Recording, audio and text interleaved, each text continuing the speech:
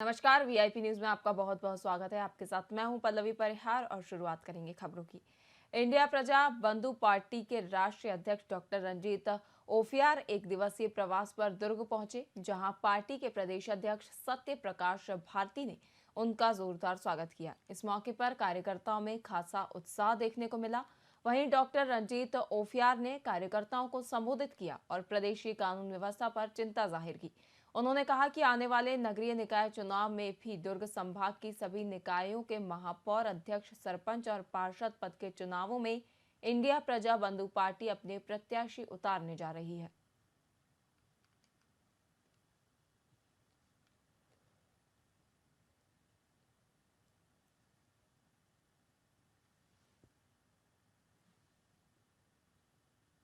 संविधान को बदलने का हर कोशिश को हम रोकने का कोशिश कर रहे हैं।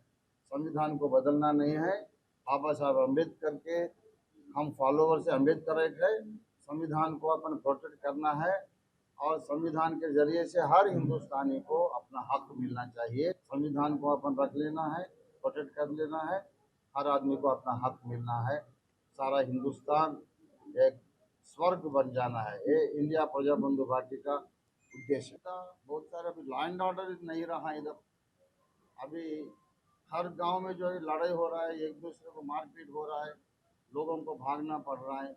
Law and order is the main मुद्दा, हमारा मेन मुद्दा। वो मुद्दे को लेकर हम चाहते हैं संविधान को बदलने का हर कोशिश को हम रोकने।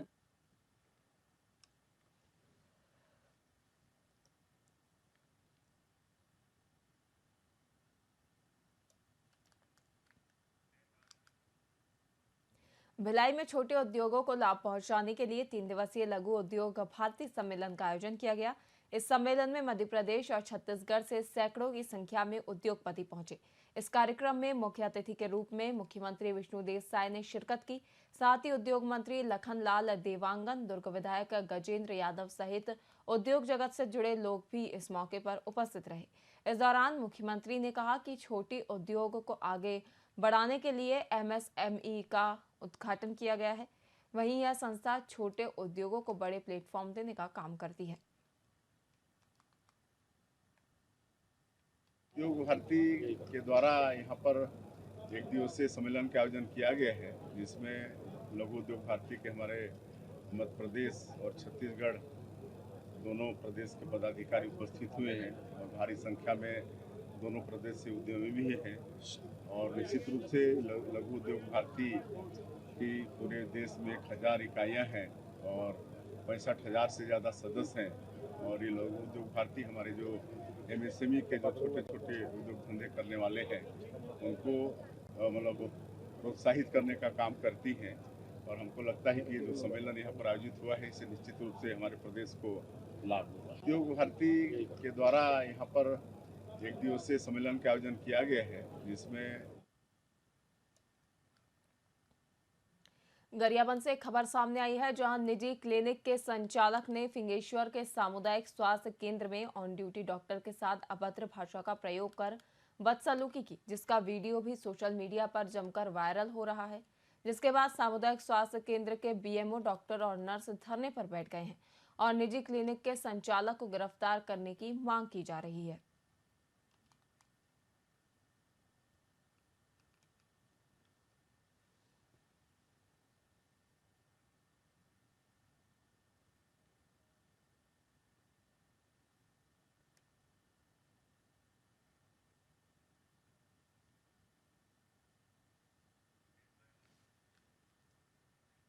जांजगीर के बीजेपी कार्यालय में सख्ती और जांजगीर जिले के जिलाध्यक्षकों के साथ पूर्व नेता प्रतिपक्ष नारायण चंदेल ने संयुक्त प्रेस वार्ता की और कांग्रेस के दोनों विधायकों पर युवाओं से करोड़ों की ठगी करने वाले आरोपी पीयूष जायसवाल को संरक्षण देने का आरोप लगाया।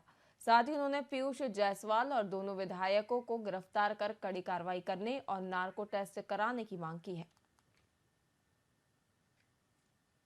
मैं खेती किसानी घर का खुद का गाड़ी चलाता हूं, जिसको मैं 10 लाख रुपए इकट्ठा करके शेयर मार्केट में लगाने के लिए पीयूष जायसवाल नामक व्यक्ति को दिया था, जो 10% का रिटर्न दूंगा ब्याज महीने का करके मेरे को बोला गया था और मेरे को अभी तक 1 रुपया नहीं मिला है। दुर्भाग्यपूर्ण बात यह है कि पीयूष जायसवाल के साथ में जांजगीर चांपा के कांग्रेस विधायक व्यास कश्यप और जैजैपुर के कांग्रेस विधायक बालेश्वर साहू की गलवैया बांधने फोटो, और अपराधी कहता है, पीयूष जायसवाल का कहना है कि कांग्रेस विधायक व्यास कश्यप और बालेश्वर साहू के रहते मेरा कोई कुछ नहीं बिगाड़ सकता, मुझे इनका संरक्षण प्राप्त है और वो परिलक्षित भी होता है।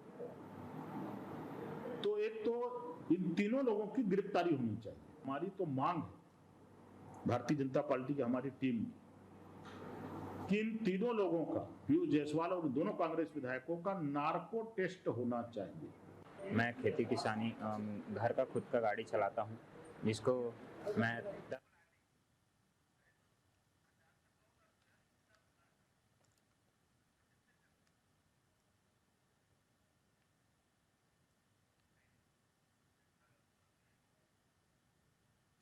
जांजगीर में पुलिस के हाथों एक बड़ी सफलता हाथ लगी है, जिसमें पुलिस ने ट्रेडिंग कंपनी में 3 गुना ब्याज दिलाने का झांसा देकर लाखों रुपए की धोखाधड़ी करने वाले आरोपी को गिरफ्तार कर लिया है। मामले में कोतवाली थाना प्रभारी प्रवीण द्विवेदी ने बताया कि पीड़ित से आरोपी ने 45 दिन में 12% और 25 माह में 3 लाख रुपए को 9 लाख रुपए करने का झांसा देकर 3 लाख रुपए लिए और 45 दिनों बाद पैसे नहीं दिए, जिसके बाद पीड़ित ने पुलिस में मामला दर्ज कराया।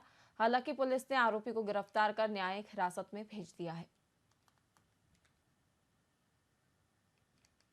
प्रार्थी रितेश यादव द्वारा रिपोर्ट दर्ज कराई गई कि इसके साथ जो है नकुल साहू जो कि हरदई का निवासी है सिविल लाइन क्षेत्र का, इसने 3 लाख रुपए लिया तथा 45 दिन के बाद से उसको 12% जो है ब्याज मिलेगा और 25 माह तक मिलेगा। इस प्रकार कुल 9 लाख रुपए मिलेगा कहकर उसके साथ धोखाधड़ी किया गया।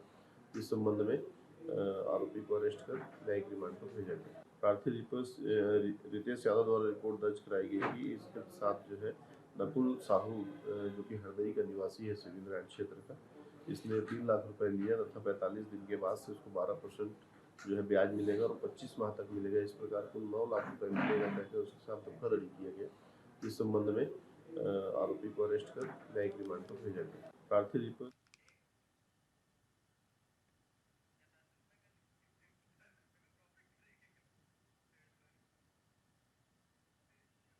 रायपुर छत्तीसगढ़ के महापौर एजाज डेबर ने एक बार फिर बूढ़ा तालाब में बन रही चौपाटी को लेकर कांग्रेस पार्षदों के साथ अपना विरोध जताया है। उन्होंने कहा कि यह चौपाटी महिलाओं और यहां की छात्राओं के लिए असुरक्षित है। साथ ही चौपाटी बनने से यहां पर असामाजिक तत्वों का जमावड़ा लगेगा, जो यहां आने वाले लोगों महिलाओं के लिए असुरक्षित माहौल पैदा करेगा। इस दौरान उन्होंने कहा कि कांग्रेस की सरकार में भी बूढ़ा तालाब में चौपाटी बनाने के विषय में सोचा गया था, लेकिन जब हमने देखा कि यहाँ छात्राओं को समस्या हो सकती है तो हमने चौपाटी बनाने के प्रस्ताव को खारिज कर दिया। लेकिन जैसे ही बीजेपी की सरकार बनी, पूर्व मंत्री और बीजेपी के नेता ने रास्ता क्लियर कर दिया और यहाँ पर चौपाटी बननी शुरू हो गई है। सरकार में बहुत भिन्नताएं हैं, सरकार में कोई समानता वाली चीज नहीं है। इसी सरकार के एक विधायक वहां पर जाके विरोध कर रहे हैं कि यहाँ पर यूनिवर्सिटीज हैं, बच्चियां आती जाती हैं, जहाँ पर हमने यूथ हब बनाया। खैर वो कोर्ट का मामला है, उसमें मैं ज़्यादा कुछ नहीं कहूँगा। मगर एक मामला यहाँ पर यह है कि एक रसूखदार मंत्री, पूर्व मंत्री, रसूखदार परिवार के लोग जैसी ही सरकार बदलती है, रास्ता खोल दिया जाता है चालाकी से। सरकार में बहुत भिन्नताएं हैं, सरकार में कोई समानता वाली चीज नहीं है।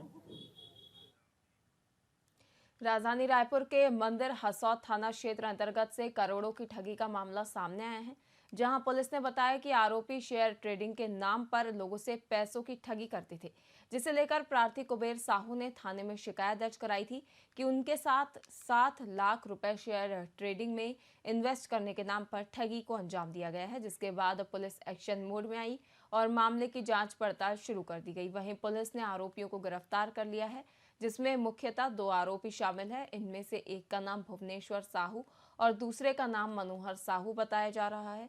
साथ ही आरोपियों ने ऐसे कई लोगों को अपने जाल में फंसाकर तकरीबन करोड़ों रुपए की ठगी की है। फिलहाल आरोपियों को पुलिस ने गिरफ्तार कर लिया है और न्यायिक रिमांड पर भेज दिया है।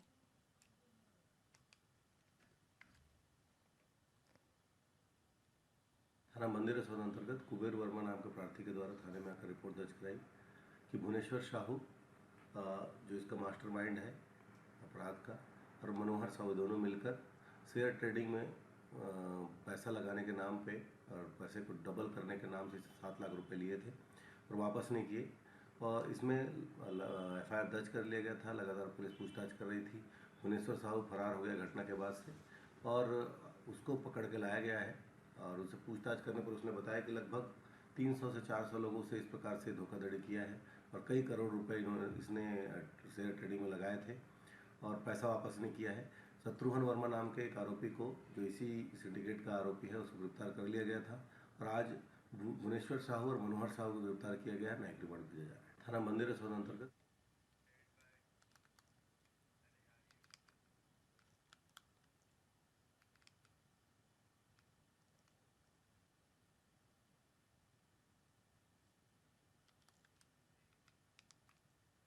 रायपुर दक्षिण उपचुनाव की तैयारियां तेज हो चुकी हैं। इसके लिए भाजपा अपनी पूरी ताकत आजमा रही है। इसी बीच प्रदेश के उप मुख्यमंत्री अरुण साव ने पत्रकारों से बातचीत की। इस दौरान उन्होंने कांग्रेस के सभापति प्रमोद दुबे पर तंज कसते हुए कहा कि कांग्रेस के चुनावी तैयारियों में तैयारियां दिख रही हैं। वहीं प्रदेश अध्यक्ष दीपक बैज ने आरोप लगाया कि कांग्रेस जनता में भ्रम फैलाने का काम कर रही है, जैसे हरियाणा में किया था। साथ ही भाजपा ने महादेव सट्टा ऐप के मास्टरमाइंड सौरभ चंद्रकार के मामले में गंभीरता से जांच करने की बात भी कही है। कांग्रेस पार्टी लगातार भ्रम फैलाने का काम करती है। आज भी ये भ्रम फैलाने का काम कर रहे हैं। इन्होंने हरियाणा में भी भ्रम फैलाने की कोशिश की थी, चाहे आरक्षण के नाम पर, चाहे ओबीसी गणना के नाम पर, चाहे संविधान के नाम पर हरियाणा की जनता ने माकूल जवाब कांग्रेस पार्टी को दिया है। छत्तीसगढ़ की जनता ने भी लोकसभा चुनाव में दिया, विधानसभा चुनाव में दिया और आगे भी कांग्रेस पार्टी को इसी तरह से जनता का जवाब मिलेगा। ये कांग्रेस पार्टी लगातार भ्रम फैलाने का काम करती है।